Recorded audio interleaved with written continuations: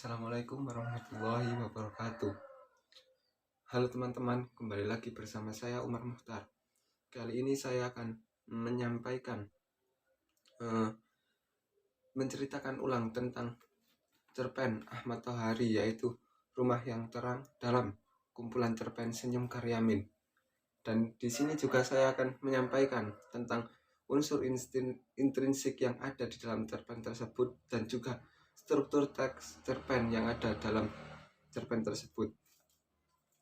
Yang pertama yaitu menceritakan ulang dari cerpen Ahmad Tohari, yaitu Rumah yang Terang. Di dalam cerpen ini terbentuk atau merekam peristiwa masuknya listrik ke dalam desa. Seperti yang dinarasikan di dalam cerpen tersebut, keberadaan listrik bertambah secara signifikan terhadap masyarakat, baik secara positif maupun secara negatif. Segi positifnya menghadirkan perubahan secara fisik dengan keberadaan lampu dan fasilitas lainnya untuk menunjang kehidupan masyarakat.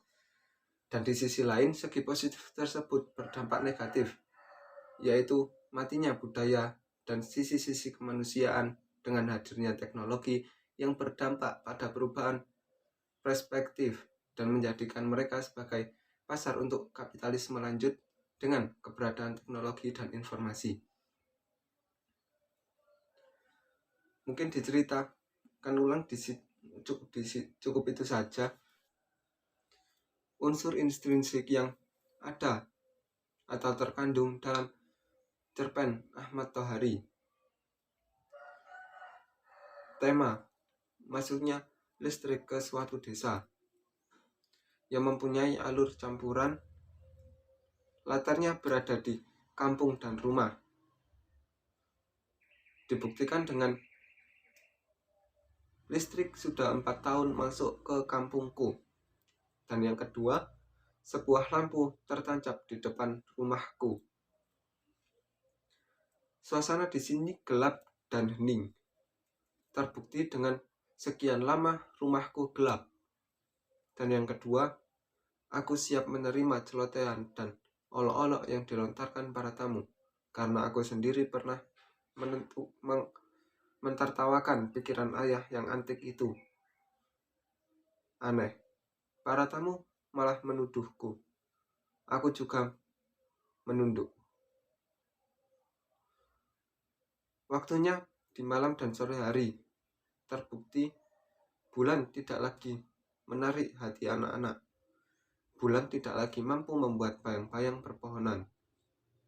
Dan yang kedua, sore hari aku tak pernah berbuat apapun sampai ibu yang menghidupkan lampu. Toko. Di sini ada toko aku, ayahku, ibuku, tetangga belakang rumah. Sudut pandang pertama, dan gaya bahasa umum, sehingga mudah dipahami dan diserap oleh setiap pembaca. Dan amanat yang terkandung yaitu berprasangka buruk itu perbuatan tidak baik, dan juga tidak baik menyinggung perasaan atau hati orang tua. Dan yang ketiga yaitu sabar dan ikhlas menerima pendapat dari orang lain. Dan yang ketiga yang akan saya sampaikan yaitu struktur teks cerpen. Di sini saya akan menyampaikan yang pertama yaitu ada orientasi. Di orientasi di sini terdapat cerita listrik sudah 4 tahun masuk kampungku dan sudah banyak yang dilakukannya. Kampung seperti terdapat injeksi tenaga baru yang membuatnya menggeliat penuh gairah. Listrik memberi kemampuanku cahaya, musik, es, sampai api dan angin. Di kampungku listrik juga membunuh bulan di langit-langit. Bulan tidak lagi menarik hati anak-anak. Bulan tidak lagi mampu membuat bayang-bayang pepohonan. Tapi kampung tidak merasa kehilangan bulan. Juga tidak merasa kehilangan 3 laki-laki yang tersengat listrik hingga mati. Dan yang kedua ada komplikasi. Sebuah tiang lampu tertancap di depan rumahku, seperti semasa teman-temannya sesama tiang listrik yang membawa perubahan pada rumah yang terdekat. Demikian halnya beton langsing yang menyangga kabel-kabel di depan rumahku itu. Bedanya, yang dibawa ke rumahku adalah celoteh-celoteh sengit dua tetangga di belakang rumahku. Yang ketiga ada pencapaian konflik. Sampai sekian lama rumahku tetap gelap. Ayahku tidak mau pasang listrik. Inilah yang membuat tetangga di belakang rumah jengkel terus-terusan. Keduanya sangat berhasrat menjadi pelanggan listrik. Tapi hasrat mereka tidak mungkin terlaksana sebelum ada di hubungan rumahku. Rumah dua tetangga di belakang itu terlalu jauh dari tiang.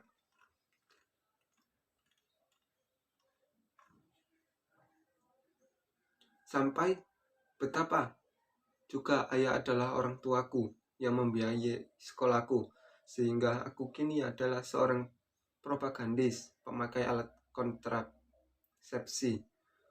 Lalu mengapa orang kurang menghayati status yang kini kumiliki?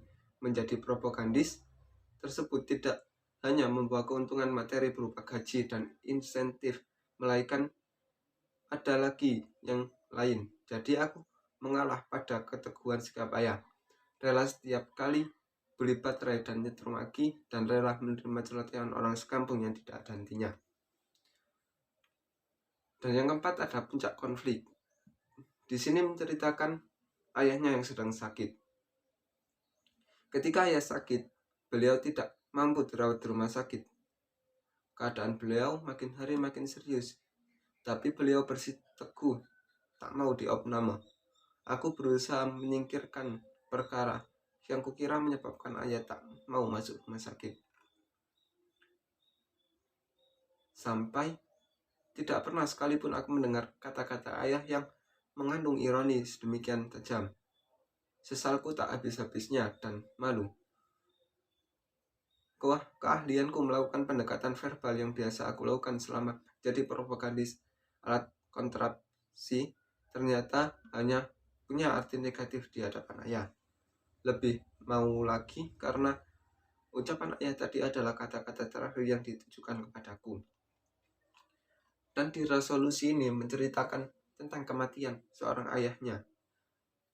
100 hari sudah kematian ayah. Orang-orang bertahlil di rumahku sudah duduk di bawah lampu neon 20 watt. Mereka memandangi lampu dan tersenyum. Dua tetangga belakang yang tentu saja sudah pasang listrik mendekatiku. Sampai perkataan ayah. Perkataan